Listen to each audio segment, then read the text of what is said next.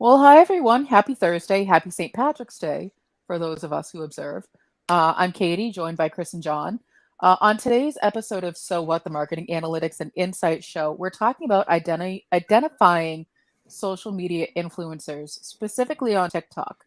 Now, social media influencers is a topic that comes up a lot, but we're specifically talking about TikTok because we actually just launched a new research paper on this subject, how to identify influencers on TikTok specifically. So we'll be covering that platform today.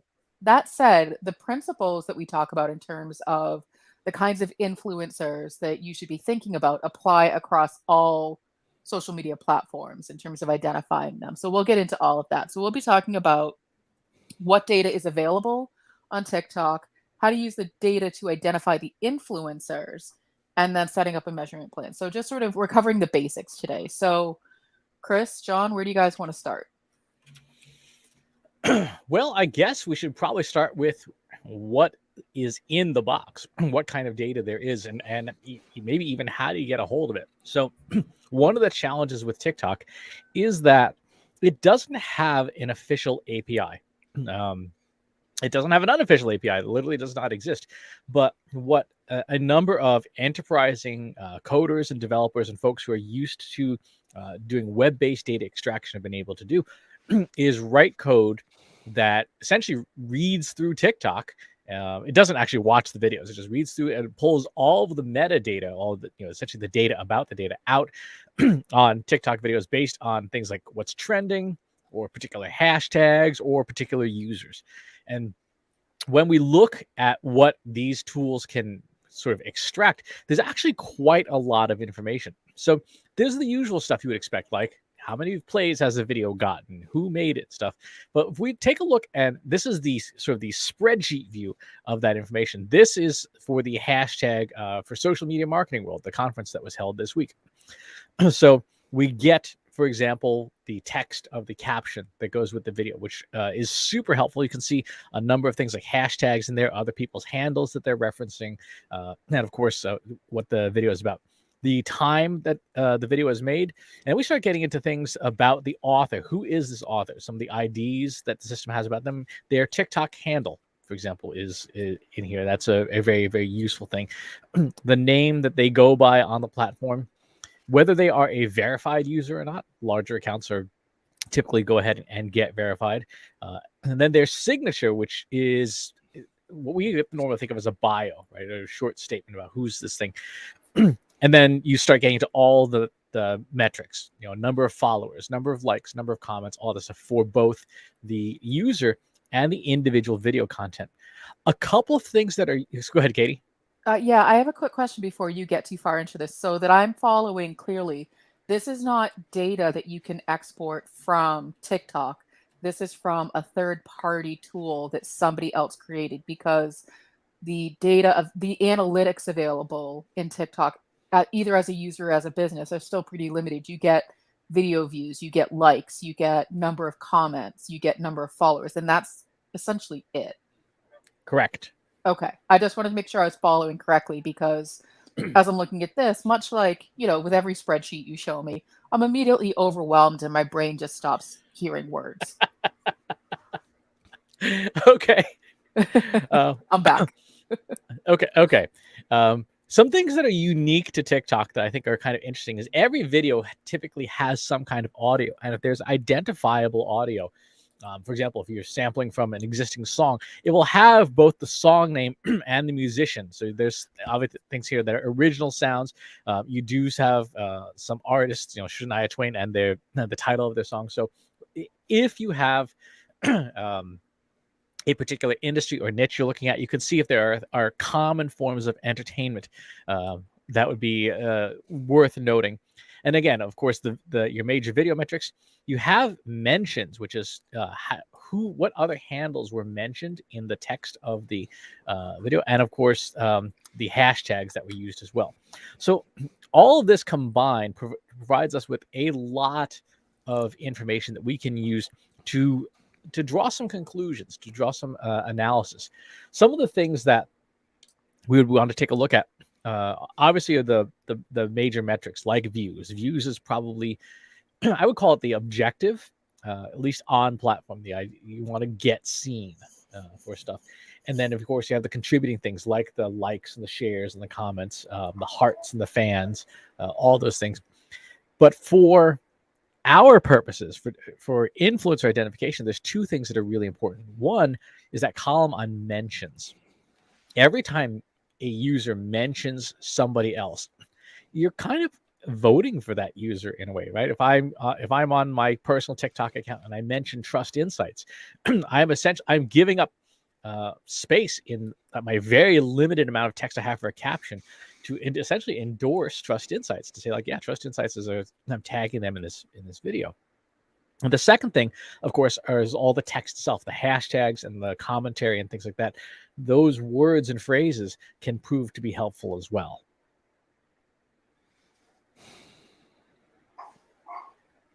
It's a lot to take in. And so for someone who maybe doesn't, okay, let's say you're me. Let's say you're, looking at this, you're like, I don't even know where to start to get this. So is this software something that somebody could buy off the shelf to then get this data? Or is this something that you would need to know how to code alongside the other code that was already created in order to get this level of granular data?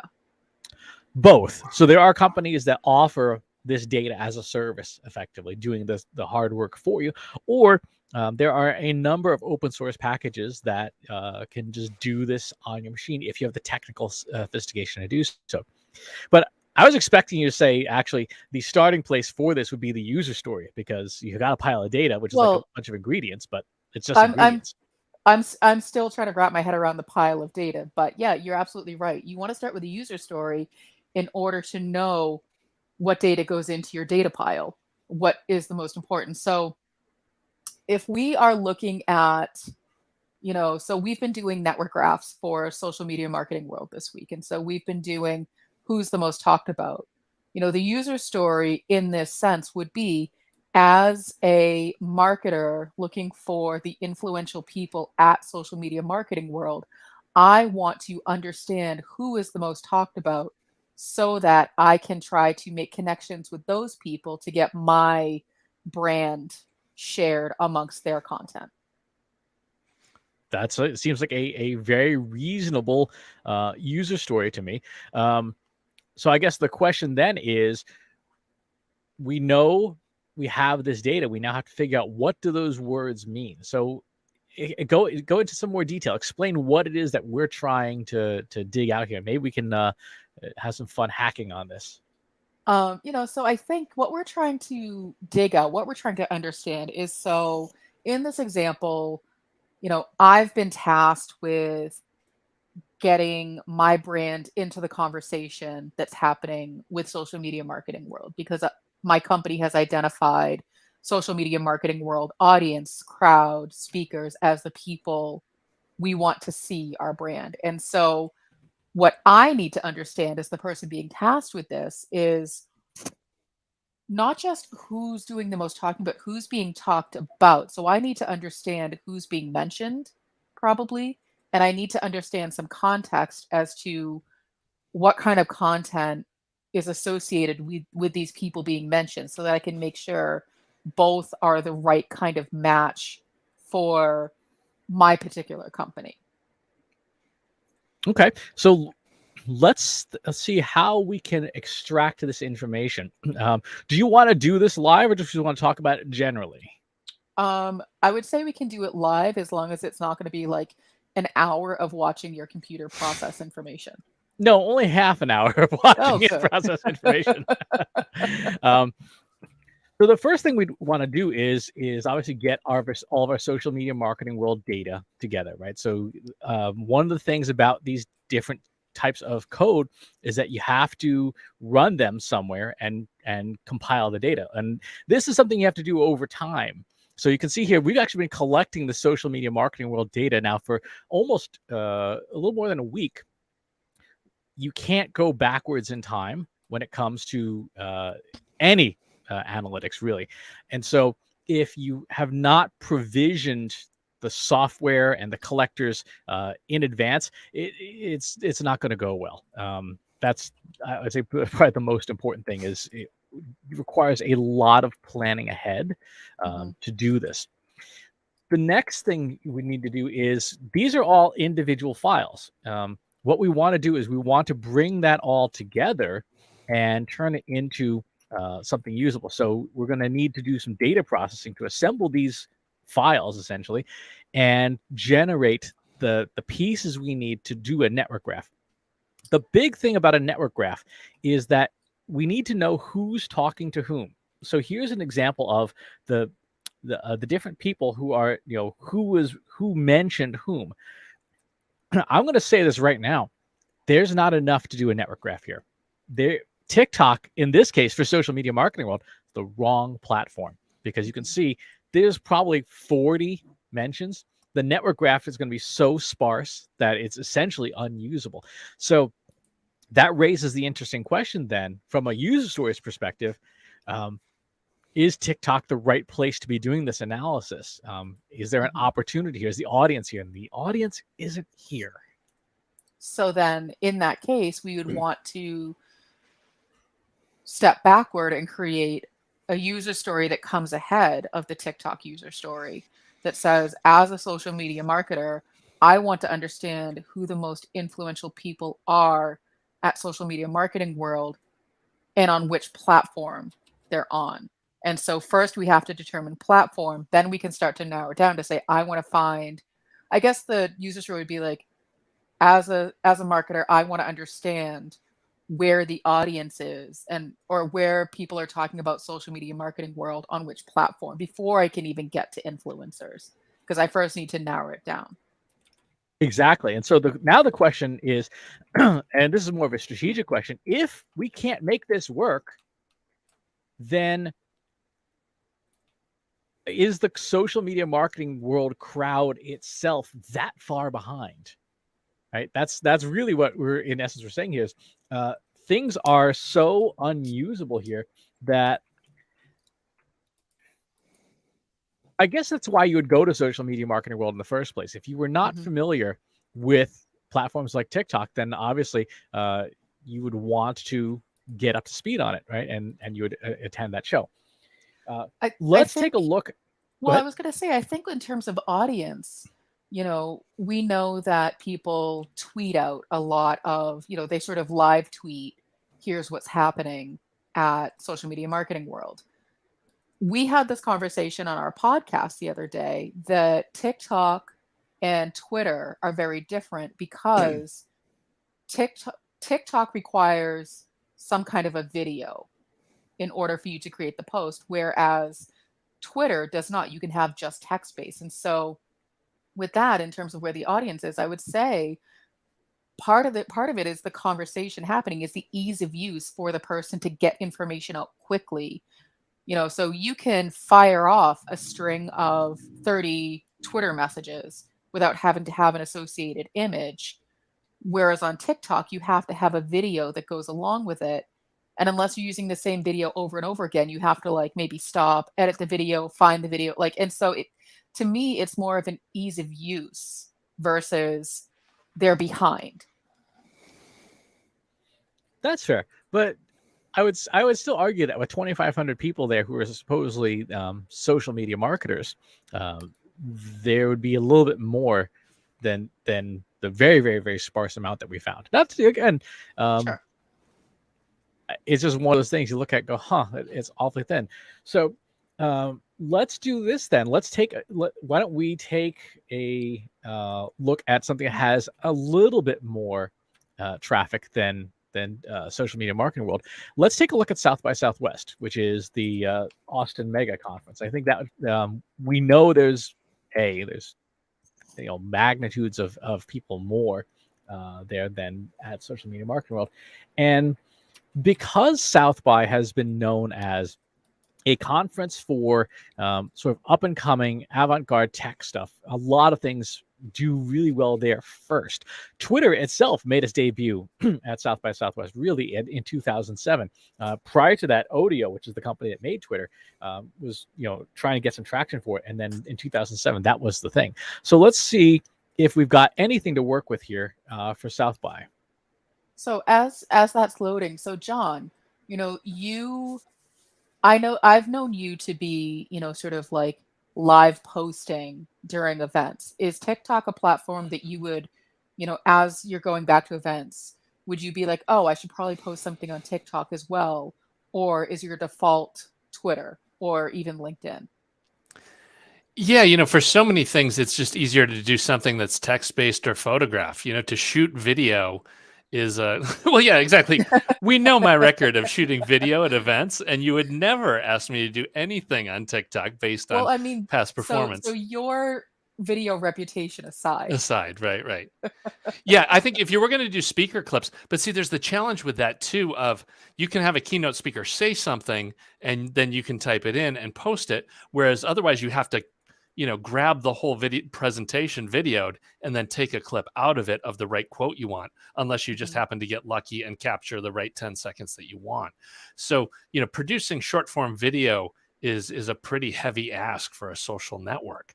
It's like, nobody would be posting stuff real time to YouTube. You'd be on Twitter and Facebook and all these other platforms and LinkedIn. But yeah, short form video is tough. And then there is there's the chicken and egg problem of the fact that right now, so many TikTok videos are, what most business people would just consider the most ridiculous trash, like dancing and fights and, adult content and just stuff that it's just kind of this crazy assemblage of stuff. But yeah, I think it would be one of those things where if you really wanted to break into that channel, doing some 10-minute clips and then at the end of the day posting like best of the event, like I think, yeah, there's something there. Well, and it sort of it strikes me as well. South by is it's like it's a destination. It's, people see a lot of music acts. It's like a festival, whereas something like social media marketing world can focus more on the tech and the platforms and measurement. And when I think about that kind of video content, a clip of a band playing versus a clip of, me speaking on stage about, social media ROI, one's naturally going to perform better on a platform like TikTok than the other one. Yeah, and South by is really unique in that it's kind of is closer to that Burning Man side of things than it is to any of the marketing B2B kind of shows that we do. It's more of a social thing. So in the background, while John, you and I have been basically saying all the reasons why you shouldn't be on TikTok, Chris has been putting together a network graph. So Chris, can you walk us through what we are actually looking at? Because I love the videos of how these come together, but I think for people who've never seen this, what are we looking at? So what we are looking at is, indeed, it's a network graph. And the way network graphs work is that if one node interacts with another node. So Katie, if all three of us were on TikTok, for example, and I made a video and I mentioned Katie Robert in my video, that would create a very primitive network graph where there'd be Chris, there'd be Katie, and there'd be a connection between the two of us because I mentioned you. And then if John was on TikTok and John made a video and also mentioned you, there'd be now 3 nodes on this graph, and there'd be 2 lines, one going from Chris to Katie and one going from John to Katie. So it's essentially a very primitive network graph. What we've done is in the data for South by Southwest from TikTok, we've looked at all the individual handles that are on TikTok that were using the South by Southwest hashtag. And then we said, okay, in there, remember that column in the spreadsheet that's called mentions. Mm-hmm. Who have they mentioned? So now we have these pairs of the person mentioning and the person being mentioned. Network graphing software. This is an open source tool called Gephi. There's many, many different network graphing packages. Node.js, Node4j. Is that the name of it? I'm drawing a blank. Neo4j. Neo4j is probably the best known one at the enterprise level because it's a giant, massive, very, very powerful server. We'll take those pairs and draw them essentially here. So we see, you can see the little lines connecting one node to the next. The colors are based on who talks to each other a lot. So things, for example, purple, these things talk to each other more often than, say, the gray ones. The size of the bubble in this, when we measure essentially how many times one person is talked about, that number, the more it is, the larger the bubble gets on this type of chart. So you see a whole bunch of things here where there's really almost you can't even see the names. It's to zoom super in, and even then, very challenging to identify some of these people. We can see here's a very small network graph, part of the graph, but zoomed out here, we see that these are the names that have been mentioned the most at South by Southwest. So from an influencer identification perspective, this would be the first stage, the first step of identifying who's most influential at South by Southwest, who's been most talked about. And then we'd want to take a look at those accounts' properties, the things they talk about, to see, are they, if we were going to do outreach for Trust Insights, are they talking about things that are relevant to us, or do they just happen to be popular because, I don't know, they were dunking, doing bombing for apples in a vat of beer or something. It's something that would be not aligned with our brand.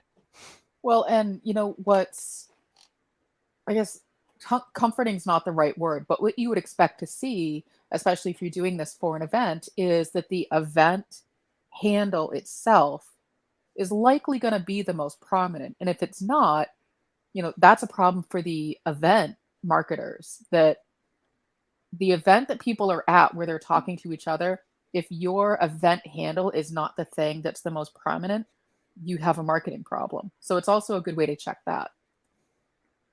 Exactly right. So the graph does a really good job of identifying, the most talked about things. And then what you would normally do as a marketer is you would go into the data side of things, do a quick sort on this, and then you have here are all of the actual handles that, by that score, that influence score. You would then say, okay, these are the things that we need to go pitch, right? These are the accounts that we need to go investigate and then possibly pitch them. Now, a fair number of these are brand handles, but there's a bunch of other ones that I don't necessarily recognize because I don't spend a whole lot of time on TikTok. But some of these would be folks that you might want to do some outreach to and say, hey, would you be interested in doing a partnership with Trust Insights? South by is probably not the right crowd, particularly right now, because right now is the music festival. Interactive doesn't start, I think, for until next week. Interactive is the tech side, and that would be probably more relevant to what we're doing. But from a practicality perspective, this spreadsheet is what you then hand to your social media marketing department or your agency or things, and they could go, for example, and create videos mentioning these people. If you have a popular musician that you're after, you could see if their songs are available in TikTok's catalog and use their snippets of their songs in your videos. There's a lot you could do with this list, but it all stems around cleaning up who you should reach out to. And so, Chris, I know we've talked about this before, and I know I asked you this exact question on the podcast, but you keep mentioning who's being the most talked about, not who's doing the most talking. Can you explain a little bit why that's preferred to someone who's, doing the most? There are lots of people, particularly in social media, who just like to talk to the air.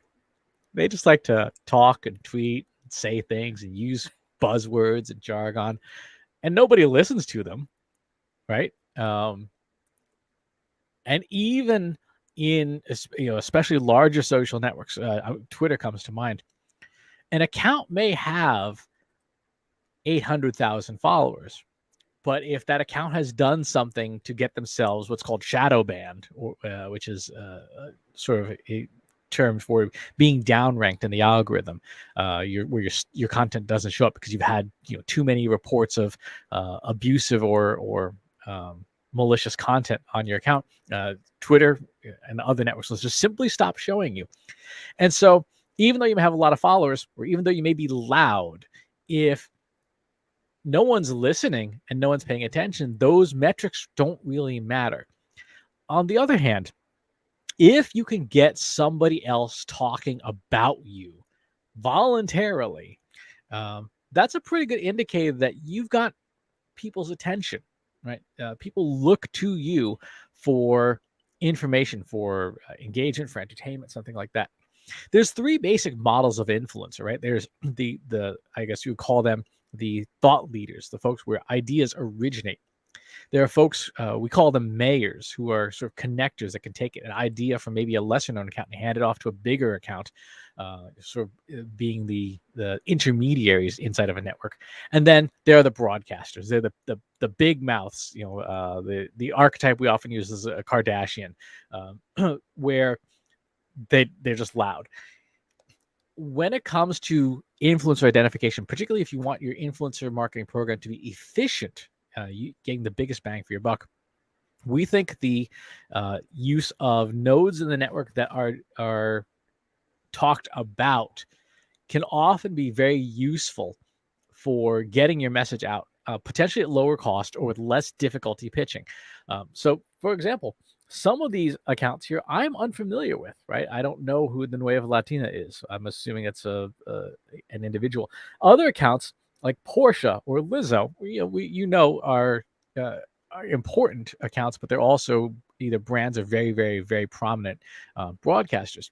The likelihood of us being able to probably pitch the Nueva Latina is probably better than Porsche, the brand, in terms of distributing our stuff. Now, again, this is not the right content for Trust Insights, so it's, all of it would be a bad pitch for us.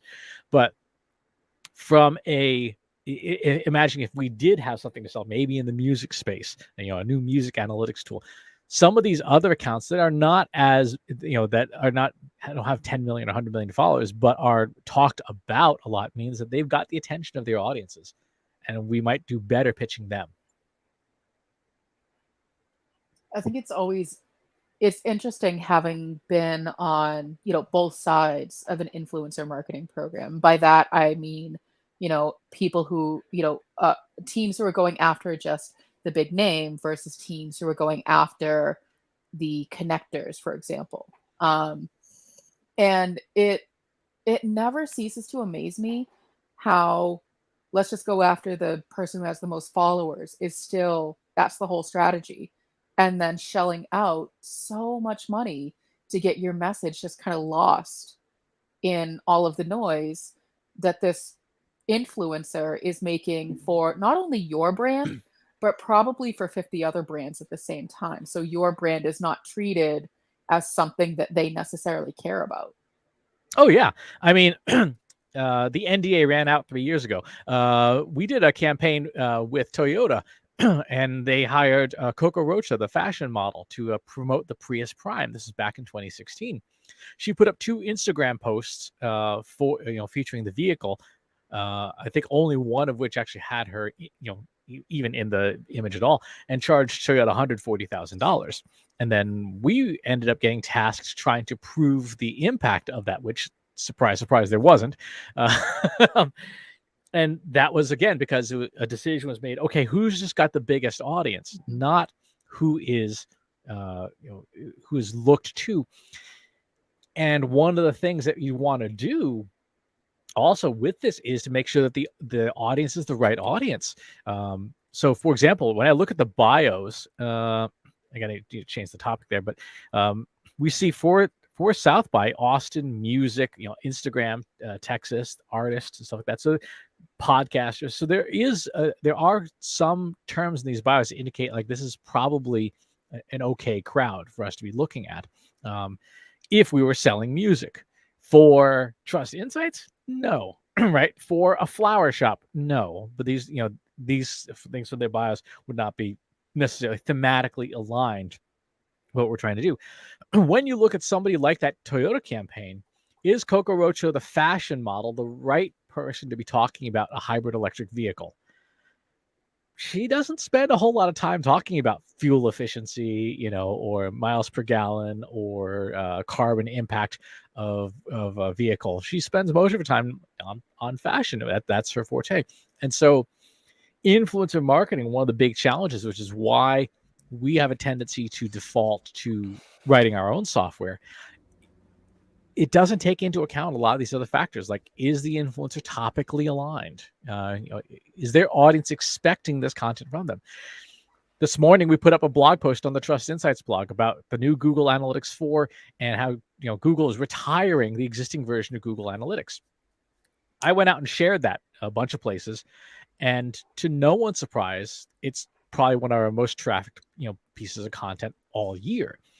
Why? Because our audience expects it from us. Our audience is like, oh yeah, the people who study analytics and data science and change management are saying, hey, a big change is coming in analytics, and they went and read it. Now, if that was a post about the new Hyundai electric vehicle, probably would not have done very well, because that's not what our audience expects. So with influencer marketing, that audience alignment is critical.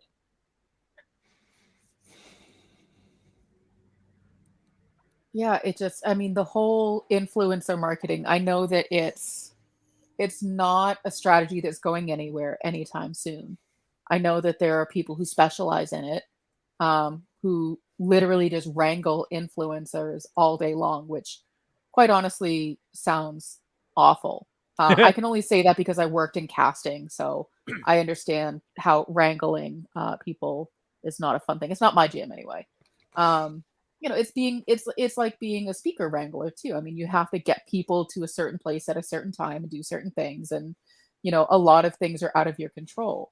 And so as more platforms are cropping up, I mean, TikTok is not going to be the last social media platform to pop up that's going to have some sort of an influencer reach. There's going to be other things, new challenges, new people. Why do you feel, Chris, and John as well, why do you feel these platforms make it so difficult to get the data from them, knowing that they are creating these kinds of personalities, these kinds of influencers, that they have that kind of power over our culture? Why are they making it so difficult for us to then access that information? It's all about the money. No, it's all about the money, because look, if you can extract this data and do the analysis yourself, this is one of the things that Facebook and Instagram in particular has been really throttling down on. If you have the data, you can identify influencers, you can go directly to them, and then the platform doesn't get a cut of the budget, right? The platform doesn't get dealt in. Whereas if you have to run ads on the platform itself, maybe to that influencer's audience, then the platform makes some money.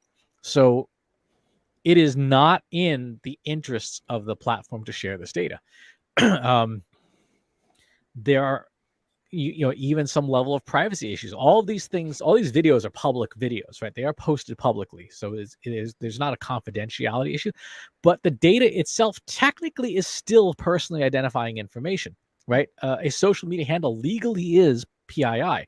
And so having this data does have some level of risk to it. And a platform sharing it voluntarily is sharing PII. And so unless a user has, particularly with GDPR and CPRA, if a user is not explicitly consented to saying yes, so any rando third-party tool can come in and take personally identifying information out, that's legally not a good idea.